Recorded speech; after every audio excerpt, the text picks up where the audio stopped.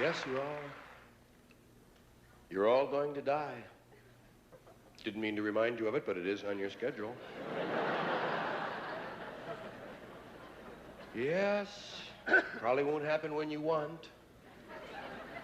Usually comes along when you're not expecting. Generally, you have your stamp collection out, you know. Now? No. Just want a little time to put away your hinges, you know. No. There's a time to die, and it's okay, you know. It's really okay. Nobody wants to die. Nobody. Well, you know, most people don't want to die. Nobody wants to die. Boy, if you think being sick is no fun,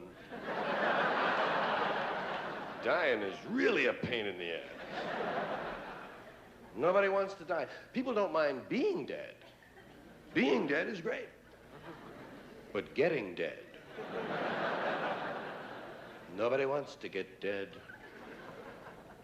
So I hope I don't die. I wonder how often we think that, you know? It's just under the surface, isn't it? You go out for the day, going out of your house. You say, I hope I don't die. It would really spoil the circus if I were to die. Geez, I hope I don't die. Comedians don't want to die. It's only a metaphor, but it's so true of all of us. We don't want to die out there. A comic's going to die. I don't want to die. Geez, I was dying out there. I was dying. It was death out there. And it was like a morgue. Oh, I don't want to die. Of course, if the comedian doesn't die, you know, if he succeeds, if he makes you laugh, then he can say, I killed him. I killed him. So it's either me or you know. Just like on the freeway.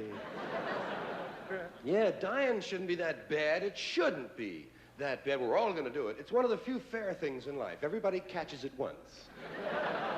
And dying should be fun. There should be some sort of a look ahead. I mean, after all, when you die, you're going to find out where you go. Haven't we been wondering about that a long time? Where the hell do we go? Isn't that the biggest thing we have to wonder about? Where the hell do you go? I don't know. Joe thinks he knows. I know Joe thinks he knows, but Joe don't know.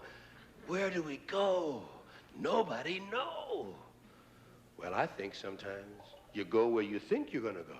Whatever you think you're going to do, that's where you're probably going to go. If you keep saying you're going to go somewhere, chances are you might go there. You ever hear those guys say, I'm going to hell, don't pray for me. Don't pray for me, I'm going to hell. He is. You go where you want to go. I think when you die, your soul goes to a garage in Buffalo. When Monty Hall dies, he'll go behind door number 4. That's it, where you want to go. No, nobody wants to die. And you know, part of the reason we don't want to die is because of that goddamn funeral. We've seen it. We know how bad news it is. That funeral is no fun. Man, if I don't like other people's funerals, I know I'm not going to like my own. There's no way I can get behind my own funeral. Going to be lying there in a casket. They're going to put me in the box. Going to put me in a convertible with the top down. You know that's embarrassing, lying there. And everybody's looking at you. You're dead. And they're looking. You're just lying there still. People coming over going.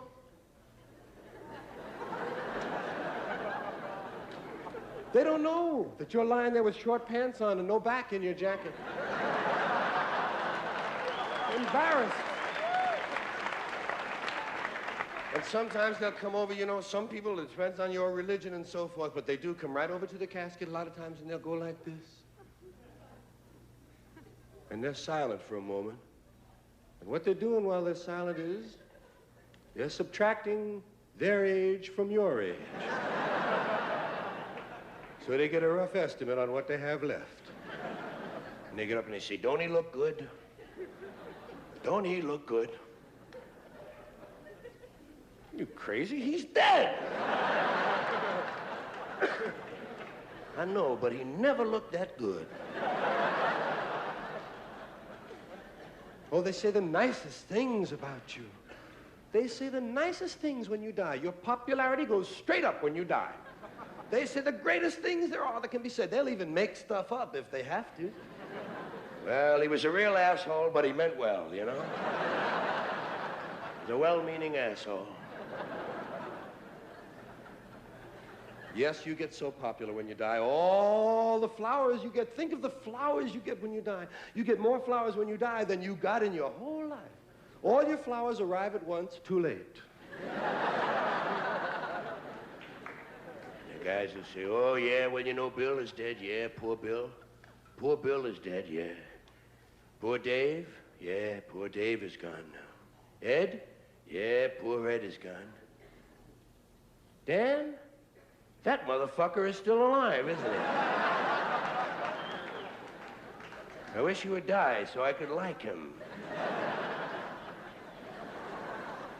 Reincarnation is another aspect of death, and a lot of people will tell you little tales about it. Reincarnation, coming back. A lot of folks are sure of it. They can come back. You come back as something, I don't know. Does it seem right to you that it would work? I mean, mathematically, it doesn't seem to work. Because originally on this earth, we only had, well, let's say 6 people. I know we had 2, but it's a controversial number. Let's say at one time there were only 6 of us, about. 6 people, 6 souls.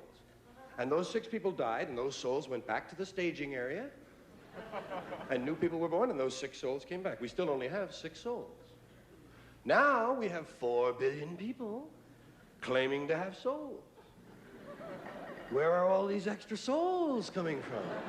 Someone is printing up souls. And it lowers their value. The more souls there are, the less they're worth, it would seem. Well, somebody's got to think of this shit, you know. How about the perfect murder? I've thought sometimes about the perfect murder. You know what you do? You pick up one person by the ankles, and you beat another person to death with him.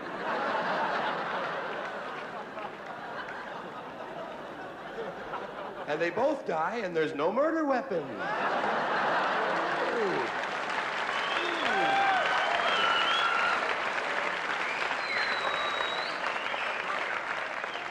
What happened here, Sergeant? Looks like a pedestrian accident to me. They must have been moving at quite a clip. Of course, if you should be caught with this perfect murder in progress or even after the fact, if you should be caught, you might wind up in death row. Death row. Wow. That's more than just fun, ain't it? I mean, this cat's there. Death row, man. Oh, well, you got that one meal, but that's not much of a consolation, is it? You're gonna get to order a meal. Big deal. Why don't you leave me alone? I'm not hungry, man. They give you that one last meal. I say you could have some fun with that last meal. I mean, if you work it right, they got to give you whatever you want. I mean, short of elephant steak, you know? They don't want to start on a new elephant just for one guy. But they got to give you pretty much what you want. That's part of the humanity of what they're going to do to you.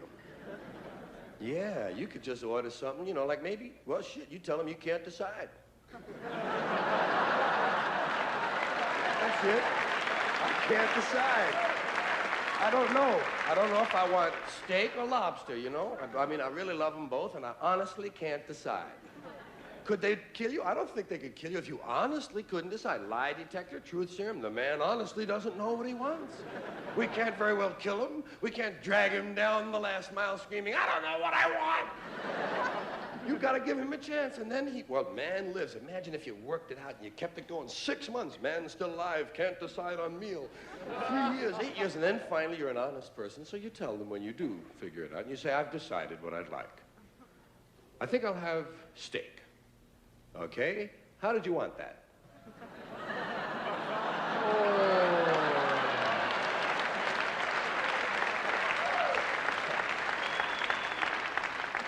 Well, my feeling is if you're gonna die, You know, or if you know, hey, die big. Die big. Nobody wants to just pass away. You don't want to be a euphemism, do you? Nobody wants to pass away. You know, Arnie passed away. Oh, really? Yes. Well, I didn't know that. Well, that's the idea. On the other hand, Dave died. Oh, yes, I heard about Dave dying. That's true. I say die big. Give it a shot, man. Go out big. It's your chance. Die big. Work in a few posthumous reflexes for your friends. Give them a show before you go. Entertain and uplift and instruct those you are leaving behind. When you die, give them a few posthumous reflexes. You know, the body does store electricity up. There's a certain storage of electricity, and even a dead body, a corpse, will occasionally go... And I say, if you have that potential after you're dead, use it properly. Pre-program. Before you die, pre-program some posthumous reflexes that will be entertaining to those you've left behind. Do something to capture their imagination. Roll over on the autopsy table. That's nice. Cross your legs, scratch your balls, do something.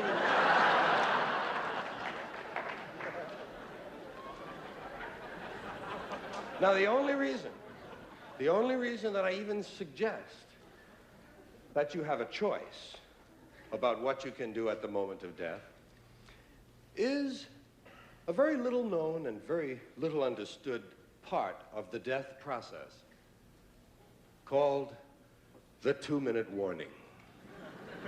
Many people are not aware of it at all. The 2-minute warning, just as in football. 2 minutes before you die, you receive an audible warning. 2 minutes, get your shit together.